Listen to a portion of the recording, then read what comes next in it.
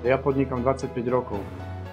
25 rokov tvrdej roboty, 25 rokov obdobia, kedy zamestnávam 50 až 70 ľudí.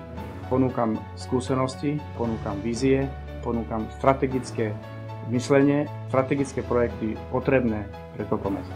Prečo o tom hovorím? Pretože mám bohaté skúsenosti a za posledné roky sa venujem možno viacej tým voľnočasovým aktivitám. A hneď ako prvé som postavil vtedy s kamarátom lanový park pod názvom Monkeyland, ktorý využíva priestory v Madras parku, ktoré do tejto doby neboli dostatočne využité. Postavil som s partnermi lezeckú väžu na Košárnom Briežku, ktorý navštevuje 80 až 90% Spišiakov.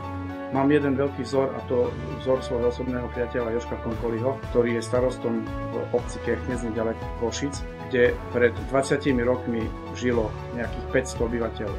Dnes tento človek práve svojou usilovnou prácou zamestnáva 3600 obyvateľov zo širokého okolia. Toto je pre mňa veľký vzor.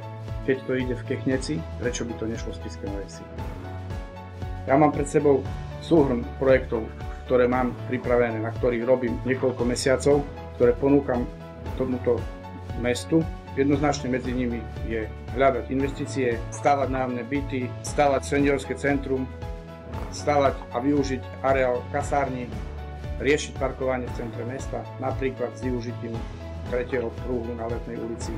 Jedna z hlavných úloh preto, aby nám investori prišli do Spišskej Novej Vsi, je začať konečne sa byť a bojovať o to, aby bol postavený privádzač z Levoče do Spišskej Novej Vsi tak, ako on bol pôvodne navrhnutý. Inlineová dráha Korčuliarska. Som presvedčený, že takúto inlineovú dráhu postavíme od marca do 36. v prvom úseku 3,2 km po Flúde. Nevidím v tom žiaden problém. Len vy, vážení občania, rozhodnete o tom, kto bude sedieť v kresle primátora. Kto zasadne a bude riešiť strategické veci, ktoré sú pre vás tak potrebné.